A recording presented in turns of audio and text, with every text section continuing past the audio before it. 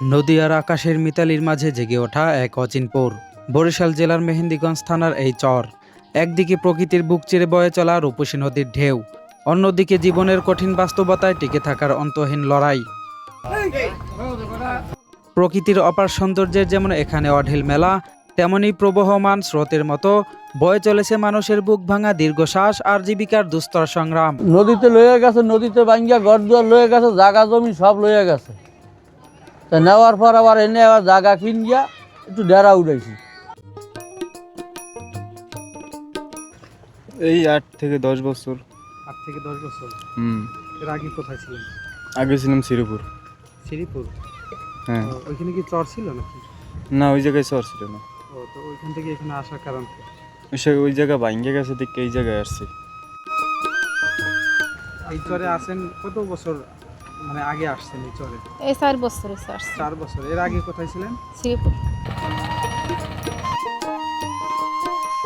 আজ আমরা পা রাখবো চরের সেই সুদূর প্রান্তে, যেখানে এক অদ্ভুত মায়ায় মিশে আছে অপার সৌন্দর্য আর চরের মানুষের জীবন যুদ্ধের না বলা গল্প। দর্শক, আমরা এখানে একটি ঘর দেখতে পাচ্ছি, একেবারেই জীর্ণ শীর্ণ অবস্থা। এবার হ্যাগো ইতে ডরে এইখানে এই চরের ফসল খাইতে হয়নি। কেস মামলা চলছে, আমরা 17 বছরে রায় পাইছি। 17 বছরে রায় পাইছি, আজকে 5-6 বছর হয়েছে আমরা ডিয়ারা করতাই না।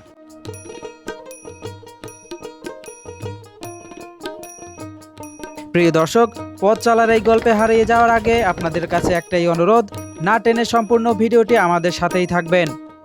সবচেয়ে কোন বিষয়টা আপনার কষ্ট দেয় আর কি চরে বসবাস করতে? এছাড়া রাস্তাঘাট নাই, রাস্তাঘাট দেয় না, বিদ্যুৎ নাই, ডিপটল নাই, সব দিকে কষ্ট আমাদের। সব দিকে কষ্ট। স্কুল মাদ্রাসা কিছু নাই, ছেলেমান লেখাপড়ার মতো কোনো ই নাই, পথ নাই।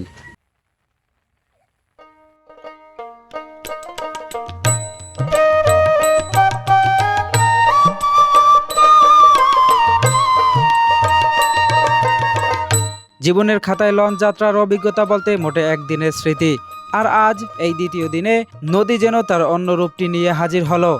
বইছে তীব্র হাওয়া, আর সেই বাতাসের ছোঁয়ায় উত্তাল নদী ডানা মেলে যেন এক উন্মাদনায় নাচতে শুরু করেছে।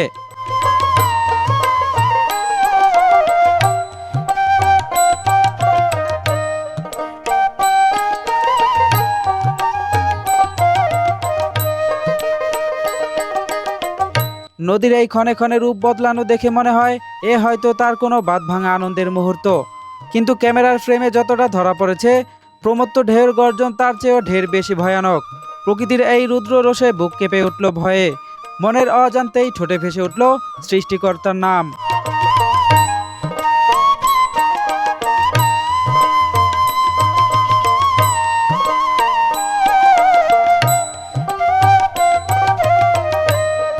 অনেক উৎকণ্ঠা আর নদীর বুক চিরে চলা দীর্ঘ পথ পেরিয়ে অবশেষে আমাদের লঞ্চটি ফিরল ঘাটে। বুক চিরে চেপে থাকা সেই ভয়টুকু ধীরে ধীরে মিলিয়ে গেল। এবার পা রাখার পালা অচেনা সেই মাটিতে। যাত্রীদের পারে নামার সুবিধার্থে তরুণীর বুক থেকে নদীর জলে বিছিয়ে দেওয়া হলো কাঠের সিঁড়ি, যেন মায়াবী এক দ্বীপের সাথে নগর জীবনের সংযোগ সেতু।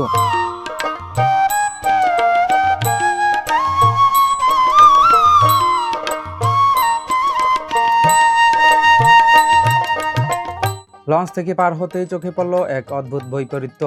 একদিকে প্রকৃতির রুদ্র রোষ, অন্যদিকে মানুষের টিকে থাকার সংগ্রাম। ঘাটের কাছেই দেখলাম এক কারিগর আগুনের শিখা জ্বালিয়ে নৌকার তলদেশে আলকাতরা বা মেরামতের কোনো কাজে ব্যস্ত। আগুনের উত্তাপে পোড়া গন্ধ আর কালো ধোঁয়া মিলে একাকার হয়ে আছে।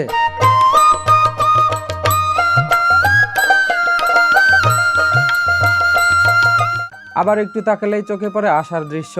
নদী ভাঙন রোধে ফেরির ডেক জুড়ে সারিবদ্ধভাবে সাজানো হয়েছে শত শত বস্তা। দূর থেকে আসা বালু বা মাটিতে পূর্ণ এই বস্তাগুলো যেন নদীর আগ্রাসী থাবা থেকে চরটিকে রক্ষা করার শেষ অস্ত্র। প্রকৃতির সবলের বিরুদ্ধে মানুষের অদম্য প্রতিরোধ।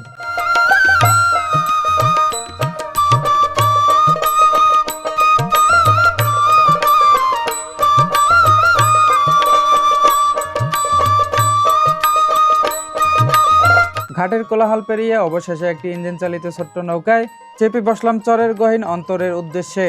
নৌকার ইঞ্জিনের সেই পরিচিত ফটফট শব্দে নদীর বুক চেড়ে জল কেটে এগিয়ে চলেছে আমাদের তরুণী। আর দুই পাশ থেকে হাতছানি দিয়ে ডাকছে নদীর পাড়ের আদিম প্রকৃতি।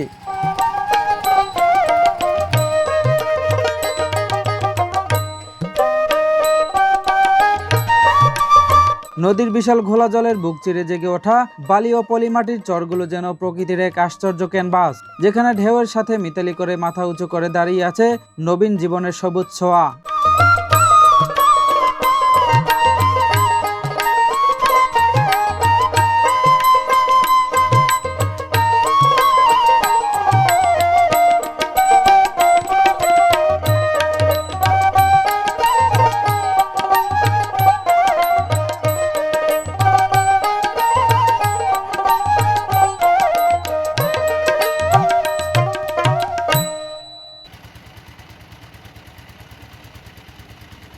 নৌকা যেতে যেতে হঠাৎই চোখে পড়ল অসীম আকাশের পানে। নীল আকাশের বিশাল ক্যানভাস জুড়ে যেন শিল্পীর তুলিতে আঁকা খণ্ড খণ্ড সাদা মেঘের ভেলা ভেসে বেড়াচ্ছে। এ যেন কোনো সাধারণ মেঘের দৃশ্য নয়, মনে হচ্ছে নীল সাগরের ভাসমান শ্বেত শুভ্র পাহাড়। সৃষ্টির কি অপার মহিমা! সত্যি কি অকৃপণ হাতে সৃষ্টিকর্তা সাজিয়েছেন এই আকাশখানিকে, যা দেখলে মুহূর্তেই মন ভালো হয়ে যায়। মনে হয় প্রকৃতির এই রূপের কোনো তুলনা নেই।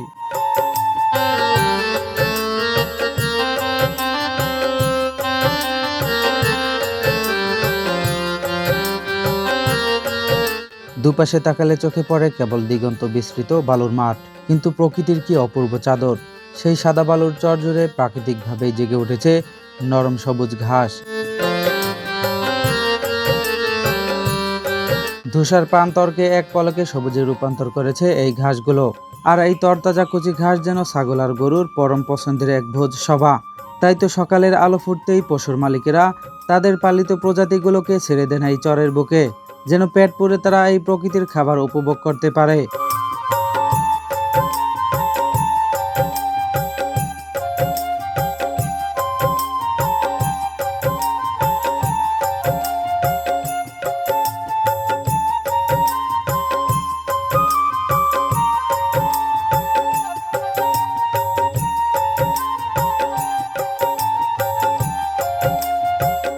গন্তব্যে পৌঁছানোর আগেই নদীর বুকে দেখা মিলল আরও এক অপরূপ স্নিগ্ধ দৃশ্যের। শত শত গরু চরের বুকে মনের আনন্দে কচি ঘাস খাচ্ছে।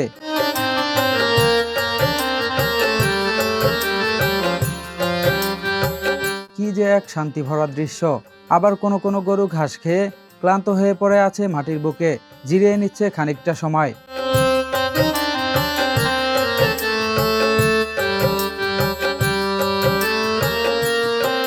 পূব আকাশে সূর্যের মিষ্টি আলো ফোটার সাথে সাথেই এই শত শত গরুকে ছেড়ে দেওয়া হয় এই চরের এই মুক্ত প্রান্তরে। সারাদিন রোদ আর বাতাসে পেট পুরে ঘাস খাওয়ার পর ঠিক বেলা ডোবার পরন্ত বেলায় মালিকেরা তাদের ফিরিয়ে নিয়ে যান আপন ঠিকানায়। চরের বুকে প্রকৃতির এই অপার শান্ত রূপটি দেখার পর চোখের পলকে আমার শরীর ও মনের সমস্ত ক্লান্তি যেন নিমিষেই ধুয়ে মুছে একাকার হয়ে গেল।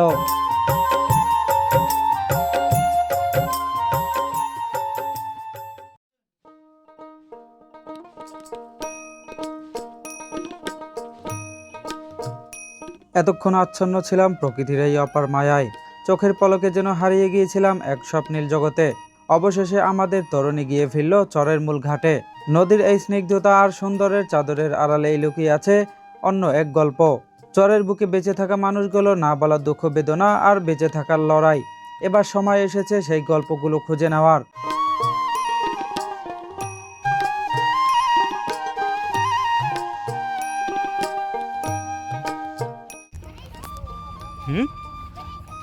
হুজুর, হ্যাঁ, তুমি কি মাথা সাথে আসছো?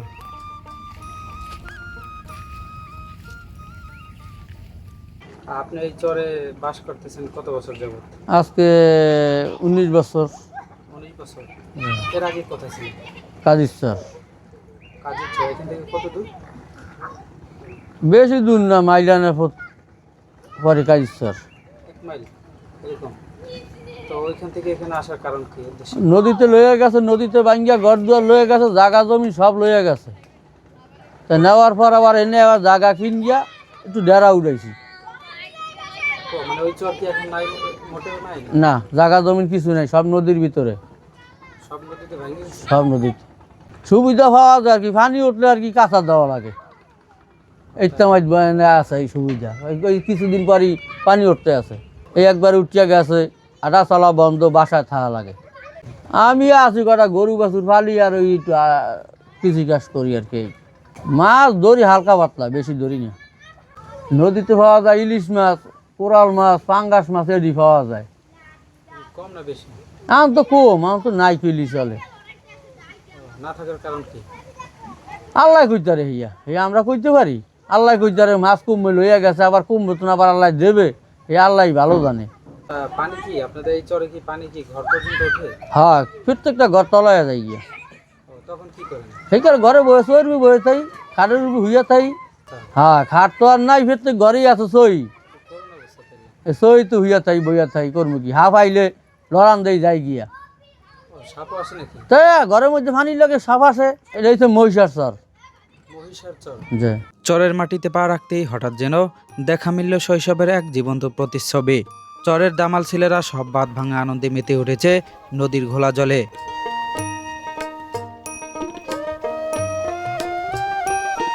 জলের ছাট উড়িয়ে তাদের এই উল্লাস, এই নিখাদ হাসি সত্যি মনের গভীরে একটা গভীর দাগ কেটে দিল। যান্ত্রিকতা থেকে অনেক দূরে প্রকৃতির কোলে এই বুনো আনন্দ যেন মনে করিয়ে দেয় ফেলে আসা সোনালি দিনগুলোর কথা।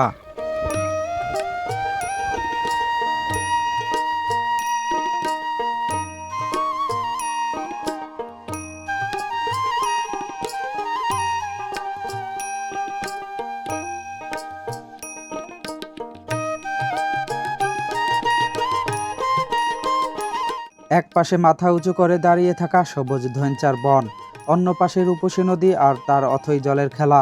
এমন এক মোহনীয় পথ ধরে হেঁটে যাচ্ছি সামনের দিকে। নদীর বুক ছুঁয়ে সামনের দিক থেকে বয়ে আসছে হিমেল এক শীতল হাওয়া। শরীরের ক্লান্তি হরণের সে এক অদ্ভুত অনুভূতি, যা ভাষায় প্রকাশ করা যায় না। মনে হয় প্রকৃতির সাথে একাত্ম হয়ে হারিয়ে যায় কোনো অচিন দেশে।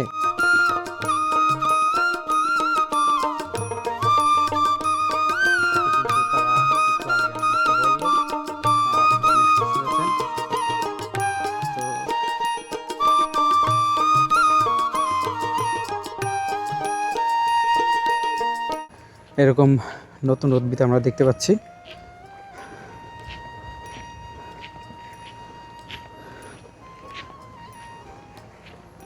এই 8 থেকে 10 বছর। 8 থেকে 10 বছর? হুম। এর আগে কোথায় ছিলেন? আগে ছিলাম শ্রীপুর। শ্রীপুর? হ্যাঁ। ওইখানে কি চর ছিল নাকি? না, ওই জায়গায় চর ছিল না। তো ওইখান থেকে এখানে আসার কারণ কি? ওই জায়গা ভাঙ্গে গেছে দেখে এই জায়গায় আসছি। ওইখানে বাড়িঘর ভেঙে গেছে? হ্যাঁ, সেই জন্য এই জায়গায় আসছি। এখানে কে কে আছেন? আপনার পরিবারে আর কেউ আছে? হ্যাঁ আছে, সবাই আছে পরিবারে। পরিবারে সবাই আছে? হ্যাঁ।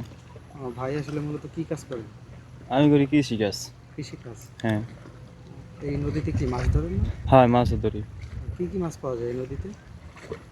এই নদীতে ইলিশ মাছ পাওয়া যায়, বাইলা মাছ পাওয়া যায়, যত যাবতীয় মাছ আছে সব পাওয়া যায়। আচ্ছা, এই নদীর মূলত নামটা কি? এই নদীটা, এটা কি নদী? হ্যাঁ, এটা নদী আছিল এক সময়, এখন চর পইতে ওই শুকিয়ে গেছে। হ্যাঁ। চরটার নাম জামার কি? পর মানে নদীটার নাম কি? নদীর নাম হয়েছে, এই নদীটার নাম, হ্যাঁ, এটা তো তেঁতুলিয়া নদী। তেঁতুলিয়া নদী? তেঁতুলিয়া নদীরই যেমন অংশ হইলো ভাগ হয়ে গেছে এখন চর পইরা। ওই চরটার নাম কি? আপনি যে বর্তমানে যেই চরে আছেন? ওইটা এটা কি, ওইটা তো মহিষা বলে, মহিষা। মহিষা? হুম। মহিষা চর? মহিষা কাকুর গিয়া ও আচ্ছা। তো ওই চরে আপনি কত বছর যাবত আছেন? আছে, যাবত না বাঙ্গবতী তো থাকবো। না মানে এই চরে আছেন কত বছর, মানে আগে আসছেন এই চরে? এই 4 বছর হয়েছে আসছে। 4 বছর। এর আগে কোথায় ছিলেন? শ্রীপুর। শ্রীপুর? হুম। ওইখানে কি ভাঙে গেছে এরপরে এখানে হ্যাঁ, আসছেন? ভাঙ্গিয়া গেছে, হ্যাঁ। তো এই 4 বছরে কি কোনো ভাঙার কোনো এইখানে সম্ভাবনা আছে কিনা? এরকম সুবিধা ভোগ করতে হয় কিনা? আছে নাই তো, দেখা যায় ভাঙতে আছে। হ্যাঁ। এখনো ভাঙে? এই ভাঙতে আছে এই মাথা দিয়ে। ও আচ্ছা আচ্ছা। এখানে কি স্কুল আছে? স্কুল নাই। স্কুল নাই? উহুম। ও তাহলে মানুষ বাংলা লেখাপড়া কি সরাসরি নাই? আমার 2টা মেয়ে মেট্রিক তৈরি পড়াইছে, আর আমার ছেলে ঢাকা পড়ে এইটে। স্কুল ওই পারে এবং এই পারে একটাও স্কুল নাই? না, আছে অনেক দূরে দূরে। ও যদি মানে স্কুলে পড়ানোর কারো যদি ইচ্ছে জাগে তাহলে অন্য কোথাও পড়াইতে হবে, তাই তো? হুম।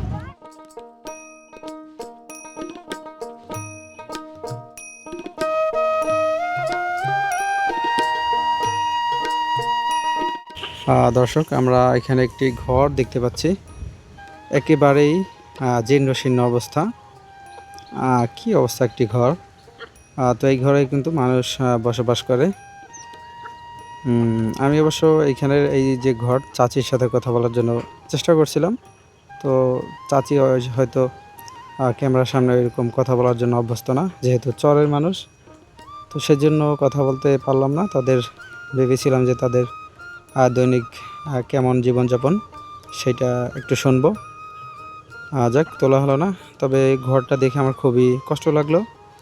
একেবারে ভাঙা চূড়া একটা ঘর।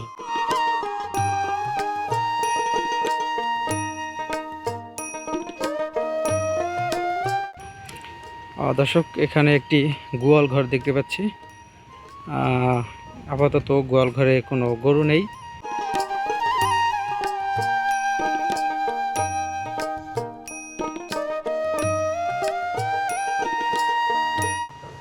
এই চরেই তো আপনার বাড়ি? হ্যাঁ, এই চরে আছেন কত বছর যাবত? এই চরে মনে করেন প্রায় 16-17 বছর। সেরকম হইলেও ভাই এদিকে মনে করেন যে রাস্তাঘাটের অবস্থা বেশি ভালো না, হয়তো হাট বাজারে আমাকে এই দিক দিয়ে একটু কষ্ট মনে হয়। রাস্তাটা হলো সবচেয়ে বেশি বেশি দুর্ভোগের একটা অংশ। দুর্ভোগের অংশ না ভাই, সেদিক দিয়া মোটামুটি আমরা শান্তিতে আছি, কিন্তু ঘরে পানি কেজি ওঠে না, কিন্তু শুধু আমাকে একটাই কষ্ট রাস্তা। হ্যাঁ। তো এই রাস্তাটা বর্ষা হইলে মনে করেন এই রাস্তাটা তলায় যায়, বর্ষালি রাস্তা তলায় যায়, সেই সময় কষ্ট হয়, কিন্তু দুলাড়ে কোনো কষ্ট নাই, কিন্তু বর্ষাই কষ্ট। এটাই 2 বছরই সব। 2 বছর। এর আগে কোথায় ছিলেন? ওই যে বাঙ্গুলিস চরবগি, চর? ওই যে চরবগি ওপার যে বাঙ্গে। ও, চরভোগী। সেটি সবই বাঙ্গুলি এলাকার আমার নাই, ওই বাড়ি করে সব ভেঙে গেছে, ওদিক থেকে সবাই এদিকে আসছে। সব ভেঙে পড়ছে। চরের বয়স কেমন হবে? বয়স 30 বছরের মতো হইবে। 30 বছর? এই চর যেগুলো এককাল হয় বালু বালু পরে, হ্যাঁ এই হইতে এই পর্যন্ত মনে হয় 30 বছর হইবে। হ্যাঁ, 30 বছর না? হুম। তো এর আগে তো এখানে কেউই ছিল না। না, একটা সময় ছিল, তার আগে ছিল পানি এখানে। পানি। এরপরে আস্তে আস্তে যখন চর পড়ে, তো এক চরের যখন আবার ভাঙা শুরু হয়, তখন আবার এই চরে আসে মানুষ। যেই একটু 10 বছর হয়, তা এখন 10 বছর বয়স হয়েছে চরের, তখন একটু ঘাস হয়েছে। হ্যাঁ। ঘাস হয়েছে এই আর কি, আর পানি এই হইতে ভেতর ঘাস হইতে। তো আচ্ছা, আপনি যখন আসছেন এই চরে, আপনারা যারাই আসছেন অন্য চর থেকে, হ্যাঁ। এই চরে নতুন যখন আসছেন, তখন কি আপনাদের এই জায়গাগুলো কিনতে হয়েছে? না, এই জায়গা আমাকে বাপদাদার কাজা। আপনাদের বাপদাদা? জি। আচ্ছা, মানে এরকম কোনো লোক নাই যে সে দখল করছে, মানে সেরকম কেউ নাই এরকম? জল করছে কাঠলদাটা, কিছু কিছু কাঠ মানে এসের উপরে, ওই ওই উপরের থেকে আইয়া এখানে আইয়া মানে চর দখল করছে। হ্যাঁ হ্যাঁ। এবার হ্যাগো ইতে ডরে এখানে এই চরের ফসল খাইতে হয়নি। কেস মামলা চলছে, আমরা 17 বছরে রায় পাইছি। 17 বছরে রায় পাইছি, আজকে 5-6 বছর হয়েছে আমরা ডিয়ারা করতাই না। ডিয়ারার ফ্যানশনে গেছে, অথচ ডিয়ারা করতাই না। না, এখন অসুবিধা হয় না। এই তো এইখানে মনে হয় যে আমরা 4-5 এই ঘরে মহিলা করেও ভাত রাঁধতে দেয় নাই, ভাতের পাতিলও হালাই দিছে। যখন এই চর জাগে এবং অন্য চর যখন আবার ভাঙে, তো সেই চর থেকে যখন এই চরে আসে, তো আসার পরে এই চর তো কারো ব্যক্তি মালিকানা না, কিন্তু এই চরে যখন আসে যারা অসহায় ছিল, যাদের ঘর বাড়ি ভিটেমাটি সব কিছু যখন নদীতে বিলীন হয়ে যায়, তখন কিন্তু এই চরে যখন বাস করার জন্য আসে, তখন এখানে যারা কিছু কুচক্রী মহল যারা ছিল, তারা কিন্তু সেই সময় জোর জবরদস্তি করতো, টাকা না দিলে ঘরে উঠাইতে দিত না, এরকম বিভিন্ন নানা সমস্যা আছে, যেটা আপনারা ইতিমধ্যে শুনলেন। তো এখন সেই এটা নাই, এখন সেই হয়তো দিন পাল্টেছে, সেই জন্য তাদের সেই ক্ষমতার যে অপব্যবহার এখন তারা করতে পারছে না। তো এখন মোটামুটি এই চরে মানুষ তাদের জীবনযাপন করছেন স্বাচ্ছন্দ্য বোধে। সেটা কিন্তু শুনে খুবই ভালো লাগলো, খুবই দারুণ একটি বিষয় ছিল।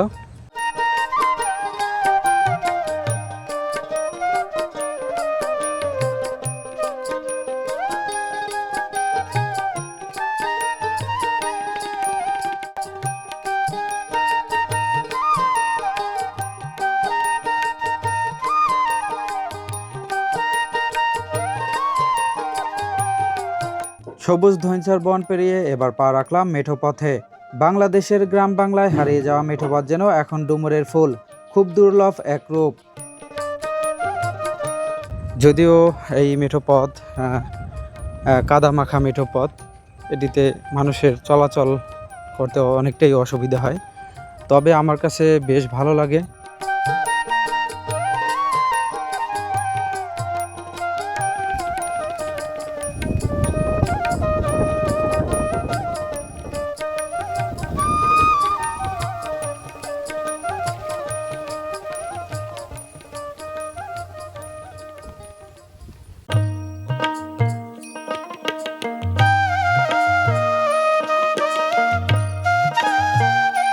হঠাৎই বদলে গেল চারপাশের দৃশ্যপট, বইতে শুরু করলো তীব্র হাওয়া, আর সেই বাতাসের সাথে ঝরতে শুরু করলো বর্ষার ফোঁটা। প্রকৃতির এই আকস্মিক পরিবর্তনে মুহূর্তেই পাল্টে গেল চরের পুরো রূপ। মনে হয় এই ধুলোমলিন চরটিকে প্রকৃতি আজ নিজের হাতে নতুন করে সাজাতে চাইছে। স্নিগ্ধ বৃষ্টির ফোঁটায় এই প্রান্তর কেমন রূপ নেয়, আর আপন রঙে সে চরটিকে কিভাবে সাজিয়ে তোলে, চলুন সেটাই এবার দেখে নেওয়া যাক।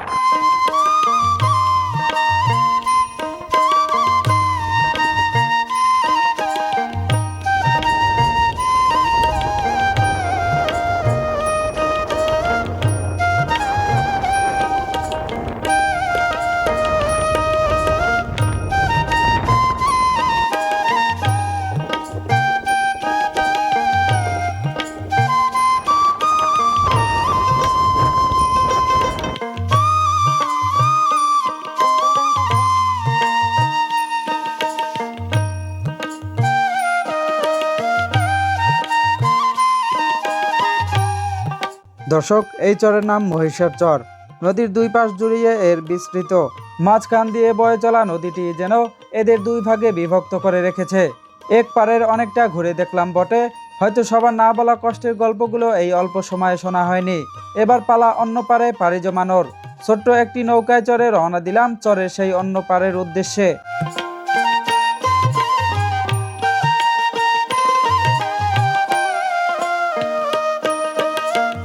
আমাদের নৌকাটির মাঝি হলেন সিয়াম।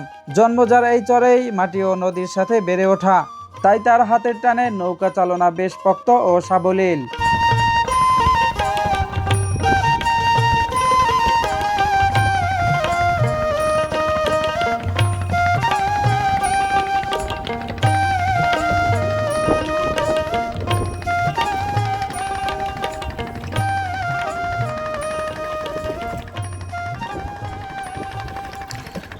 দর্শক, আমরা নদীর মাঝামাঝি চলে এসেছি।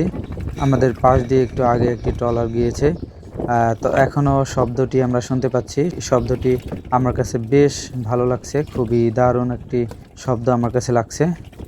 জোয়ার হইতেছে নাকি? দর্শক, অবশেষে আমাদের নৌকা কিনারায় এসে ভিড়ছে, তবে আমরা এখানে নামবো না, আর একটু সামনে গিয়ে নামবো। আমরা একটু সামনের দিকে যাচ্ছি। তবে চরের যে রূপ, চরের যে সৌন্দর্য, সেটা আমি আসলে যতবারই দেখছি আমাকে এক মুগ্ধতার ছোঁয়া লাগিয়ে দেয় মনের মধ্যে। তো সেরকমই এখানে একটি এই চরটিও কিন্তু সেরকমই। পানির কলতান এবং বৈঠার যে একটা ঠক ঠক শব্দ, এটিও কিন্তু দারুণ লাগে। শুধু আওয়াজ আছে পানির এবং বৈঠার। এখানে কথা বলছে পানি এবং বৈঠা, আর কোনো শব্দ পাওয়া যায় না এখানে। তোমার নাম হলো কি সিয়াম না? ও সিয়াম, কি পড়ো? কেতা? অবশেষে আমরা নেমে পড়লাম। এখানে প্রচুর ধৈঞ্চা। এই চরে একটা জিনিস আমি বেশি দেখলাম, সেটি হচ্ছে ধৈঞ্চা। অবশেষে আমরা এসে পৌঁছালাম একটি বাড়ির কাছাকাছি। নদীর ভাঙন আর অনিশ্চয়তার মাঝে টিকে থাকা এই মানুষগুলোর বুক চাপা দীর্ঘশ্বাস আর না বলা দুঃখ বেদনার গল্পগুলো এবার শোনার পালা। যেমন স্কুলের কথা বলছিলেন, যে স্কুল আপনাদের চরে নাই? না, স্কুল মাদ্রাসা কিছুই নেই। কত দূর? উকিল বাজার এই তো নদী পাড়ায়, ওই যে উপর আটকে যাওয়া লাগে। এখানে বাজারটা কেমন, বড় নাকি? বাজারটা বড়ই, আমি তো জান নাই। না, এখানে যাই সুইচঘাট ও বাজারটা কিবার বসে? কি হাট বসে না শুধু বাজার? বা হাট বাজার সব সময় বাজার, হাট বসে না মনে হয়। ও হাট বসে না, মানে সাপ্তাহিক যে একদিন দুই দিন হাট বসে এটা নাই? না। হুমায়ুন আহমেদের সেই কালোজয়ী সংলাপের মতো মনে বারবার বাড়ছে, কোথায় যাই, কোথায় গেলে শান্তি পাই। ভাবিলাম বনে যাব, তাপিত হইয়া জুড়াবো, কিন্তু প্রকৃতির শান্ত স্নিগ্ধ কোলের গভীরে এসেও কি শান্তি মিলল? একটু দূরে এগোতেই চোখে পড়ল এক নির্মম দৃশ্য। চাইনা দুয়ারি জালের মতো সর্বনাশা ফাঁদ ধ্বংস করে দিচ্ছে আমাদের দেশের নিজ সম্পদ।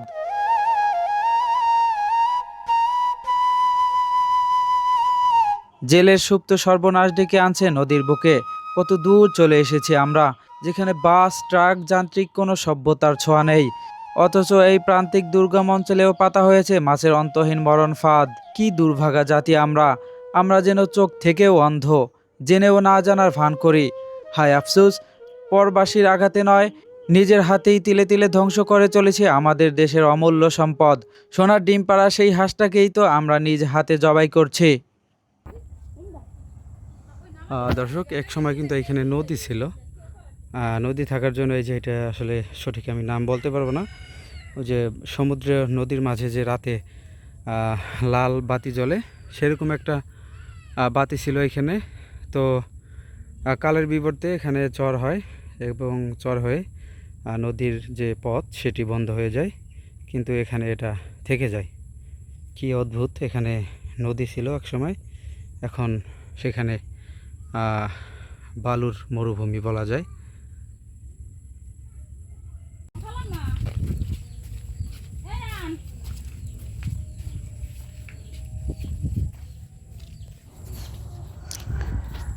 কাকা হয়তো গরু নিয়ে এসেছে চর থেকে, এখন গরু ঘরে বাঁধছে। আমরা একটু কথা বলবো তাদের সাথে।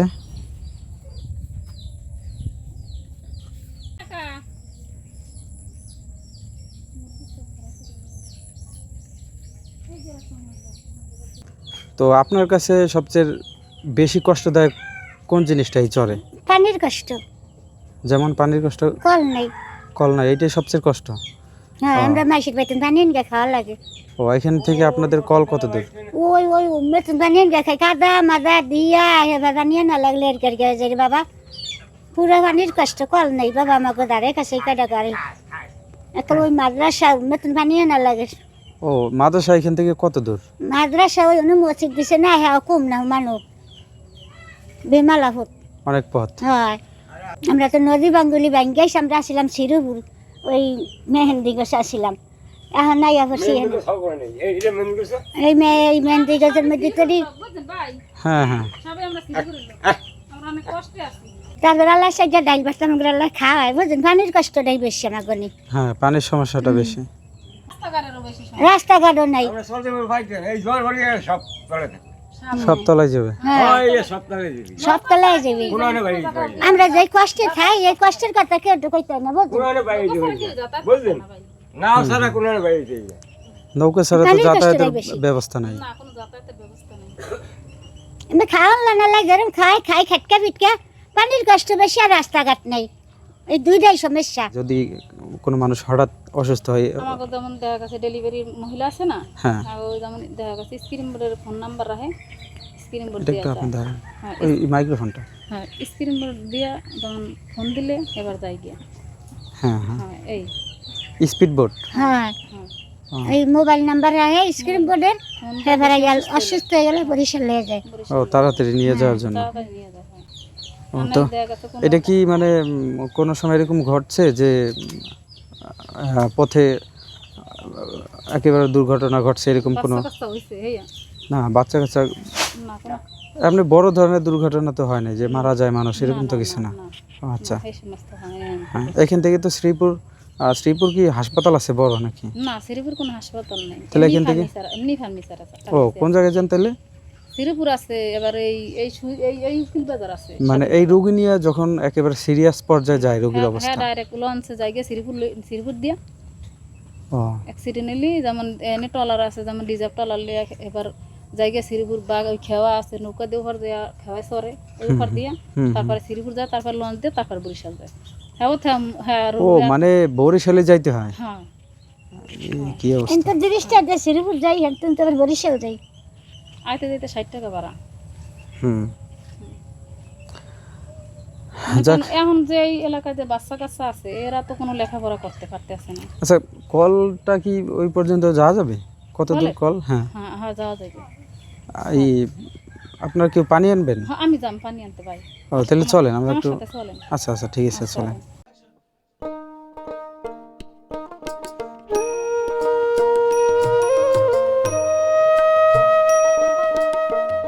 এখানে খাবার পানির মতো অতি প্রয়োজনীয় একটা জিনিস সংগ্রহের জন্যও এখানে টিউবওয়েল নেই হাতের কাছে।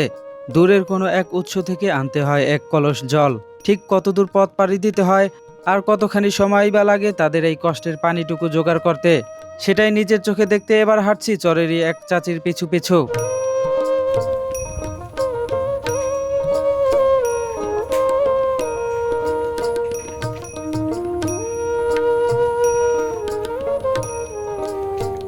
হালকা বৃষ্টি পড়ছে, বৃষ্টির মধ্যে আমরা যাচ্ছি।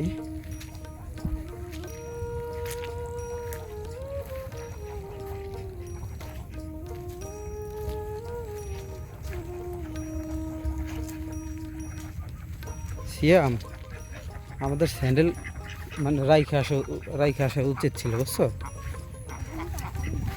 এগুলো দিয়ে পাড়া হাঁটা যায় না তো। এখানে রাখবা নাকি? এখানে রাখবো? কে নিয়ে যাবে? তাই?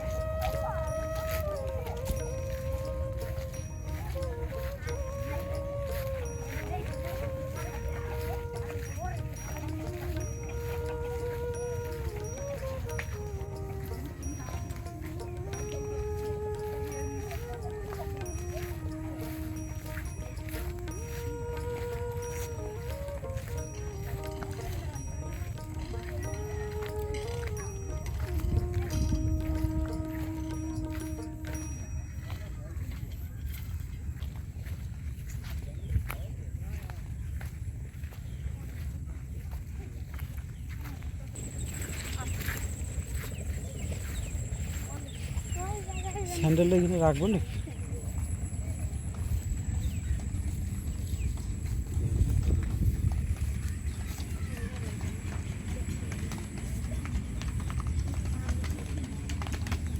আসসালামু আলাইকুম।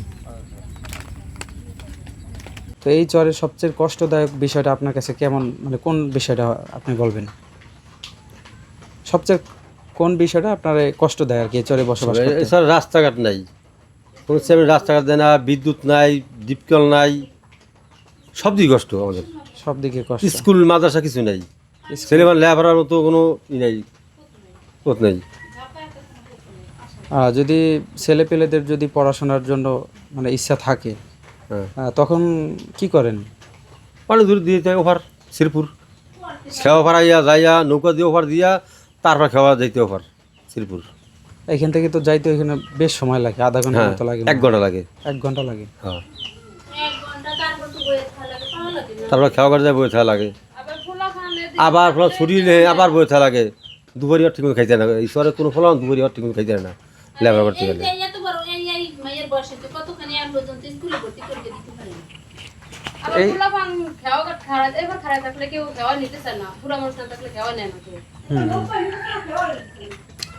আচ্ছা, আপনারা এই চরে কত বছর যাবত আছেন? আর কত বছর? কত বছর আইছে লোক? না মানে কত বছর যাবত আছেন এখানে? এখানে বাস করতেছেন কত বছর? 7-8 বছর। 7 থেকে 8 বছর। তো এর মধ্যে কোনো চেয়ারম্যান মেম্বার এরকম ভালো কোনো উদ্যোগ নেয় না? টিউবওয়েল, তারপরে কেউ উদ্যোগ নেয় না, স্কুল? না কেউ চায় না চরে লোক কমে জন্য কেউ এই চায় না। বিষয়ে তাদের কাছে আপনারা ই করেন নাই, অভিযোগ দেন নাই যে আমাদের এইটার বারবার অভিযোগ দেওয়া হয়েছে, বারবার তারপরে একটা স্কুল করে দেন? না।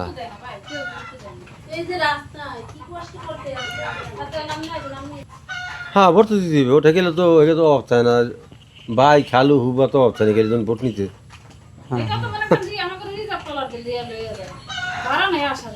হুম হুম। বাড়া নাই ওইটা খাওয়া ঘুরে এগুলা আশা দিয়ে উলে যাই গিয়ে ভোট ভোট তো নিবি আর মানে নির্বাচনের পরে আর মনে রাখে না? আর রাখে না।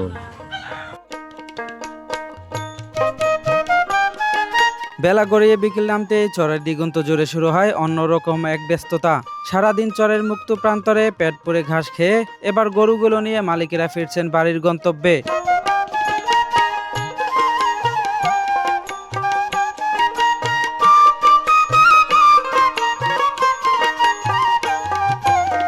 দীর্ঘদিনের চেনা এই ধুলোমলিন মাঠ ধরে ক্লান্ত পায়ে সবার ঘরে ফেরার এই দৃশ্যটি যেন এক অন্যরকম ভালো লাগে, মনটা ভরে দেয়।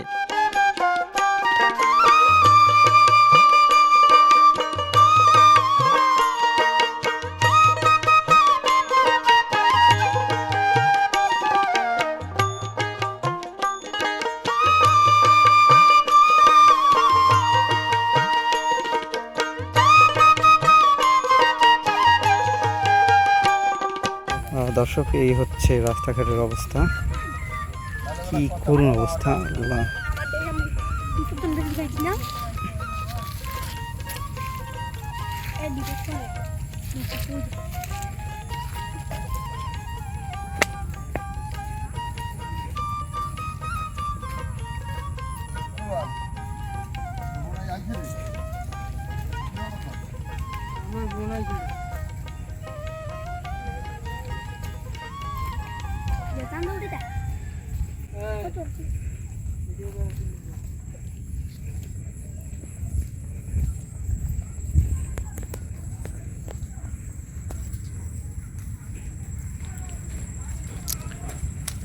দর্শক, এখানে আমরা দেখতে পাচ্ছি একটি চায়ের টং দোকান, খুবই সুন্দর একটি দোকান।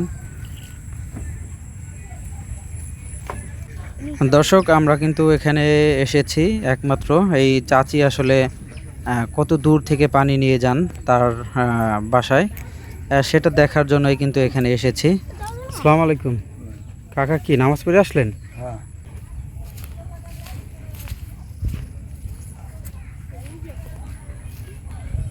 দর্শক, এই হচ্ছে মাদ্রাসা এবং মসজিদ। এখানে বাচ্চারা পড়াশোনা করে এবং টিনের চাল মসজিদটার, খুবই সুন্দর একটি দৃশ্য। তবে মসজিদটির একেবারেই জীর্ণশীর্ণ অবস্থা।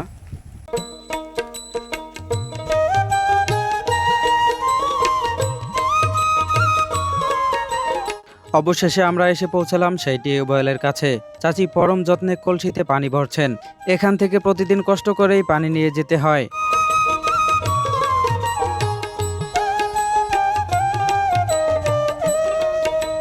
চারপাশের এই পিচ্ছিল কাদামাটি পেরিয়ে এখানে পৌঁছাতে আমাদের সময় লেগেছে প্রায় 15 মিনিটের মতো।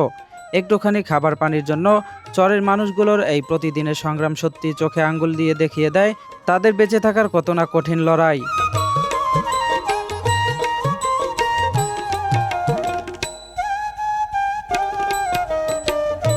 এমন চমৎকার একটা টং দোকান সামনে পড়ে, আর সেখান থেকে এক কাপ চা খাবো না তা তো হতে পারে না। মনে একটু আক্ষেপ রেখে দেওয়ার পাত্র তো আমরা নই, তাই সেই আক্ষেপ মেটাতেই সবাই মিলে বসে গেলাম চায়ে চুমুক দিতে। বাইরে ঝিরিঝিরি বৃষ্টি, আর এই নির্জন চরের ছোট্ট টং দোকানে বসে গরম গরম চায়ের কাপে চুমুক দেওয়া সত্যি কি অদ্ভুত জাদুকরী অনুভূতি।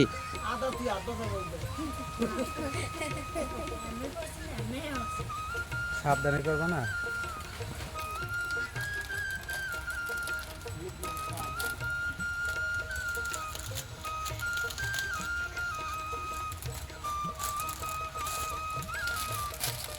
হুজুরে দাও, হুজুর নেন নেন নেন, আপনি নেন, আগে প্রথমে নেন। ভাই খান।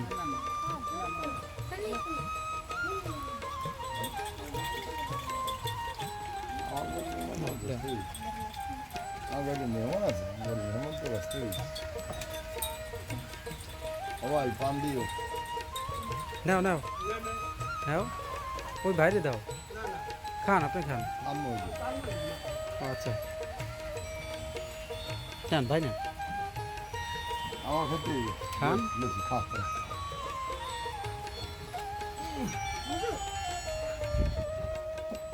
খাও, এবার তুমি খাও।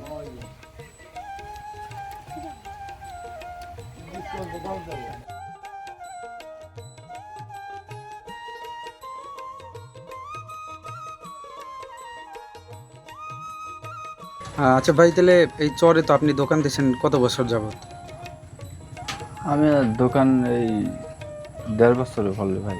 1.5 বছর? হ্যাঁ। তো এখানে চরে কেমন বেচা কিনা হয়? তেমন বেশি না, লোকজন তো কম, এই জন্য। হ্যাঁ হ্যাঁ, বর্ষা রাস্তাঘাট তো নাই, এই জন্য দোকানের আসে কম। লোকজন আসে কম। আর ওই যে এই যে যত বিস্কুট এগুলা এগুলো আনেন কোন জায়গা থেকে? এগুলো আমাকে যাই আনা লাগে ভাই, এখানে তো আর কোম্পানি আসা এখানে সম্ভব কোনো না। কোম্পানি আসে না, চট্টগ্রামে আসার তো কোনো পরিবেশ নেই। হ্যাঁ হ্যাঁ, অবশ্যই। আমার এই সব তো আমার এই জোয়ারে বলে ভরা থাকে, ঠিক আছে। আমাকে মনে করেন ওই ভোলা তো নানা লাগে, যাই পাতা তো নানা লাগে। ভোলা থেকে আনা লাগে? হ্যাঁ। এত দূর? এনে তো কোনো লোক হয় না, ওই পাতা নানি বরিশাল তো নানি। কতদিন পর পর যান? এই আর কোনো ই নাই ভাই, একদিন আনলে মনে করেন মানুষ তো কম, হ্যাঁ, ওই অনেক দিন তোরই বেচা লাগে আর কি। 5 দিন 7 দিনের একটা সংখ্যা বলেন। ওই মনে করেন 15 দিন। 15 দিন পর পর মাল আনে? হ্যাঁ, ওই আডে আর কি, কম বেশি আর কি আনা হয়। হ্যাঁ, প্রতি হাটে। এই চরে এসে আমি কাটিয়েছি একটি পুরো রাত। যান্ত্রিক সভ্যতার কোলাহল থেকে বহুদূর প্রকৃতির এই কোলে এসে আমার সবচেয়ে বেশি ভালো লেগেছে এখানকার নিস্তব্ধতা, অদ্ভুত এক শান্তি। পুরো চরে কান পাতলে কেবল একটাই শব্দ শোনা যায়, দূর থেকে ভেসে আসা ইঞ্জিন চালিত নৌকার সেই চেনা ফটফট শব্দ। এছাড়া শহরের কোনো যানবাহনের হর্ন কিংবা অন্য কোনো কৃত্রিম আওয়াজ আমার কানে পৌঁছায়নি। আর চলাচলের কথা যদি বলেন, তবে পুরো চরে যাতায়াতের একমাত্র ভরসা একটাই নৌকা। নৌকা ছাড়া এখানে পা ফেলার বা যাতায়াতের আর অন্য কোনো দ্বিতীয় মাধ্যম নেই বললেই চলে। প্রকৃতির নিবিড় সান্নিধ্যে ঘেরা এই নিঃশব্দ চরের জীবন সত্যি বড় অদ্ভুত আর সুন্দর।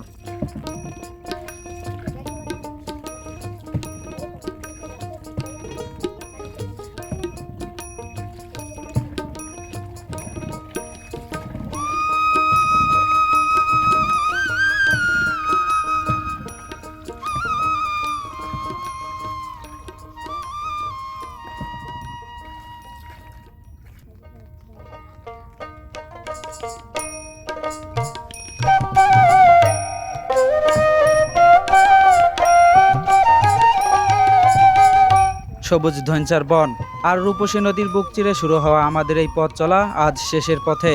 চরের এই রুক্ষ অথচ অদ্ভুত সুন্দর প্রকৃতির মাঝে লুকিয়ে থাকা নানা রং, মেঘের লুকোচুরি আর মাঝি সাবলীল টানে নৌকা বেয়ে এগিয়ে চলা, সব মিলিয়ে মহিষার চর আমাদের মনে এক অন্যরকম দাগ কেটে গেছে। একদিকে প্রকৃতির স্নিগ্ধ পরশ, অন্যদিকে একটুখানি খাবার পানির জন্য চরের মানুষগুলোর এই প্রতিদিনের রূঢ় সংগ্রাম, দুটোই যেন মুদ্রার এপিট ওপিট। প্রকৃতির এই নিখাদ রূপের মাঝেও মানুষের লোভের কারণে নিজেদের হাতে নদী আর পরিবেশ ধ্বংসের নির্মম চিত্র আমাদের চোখ এড়ায়নি।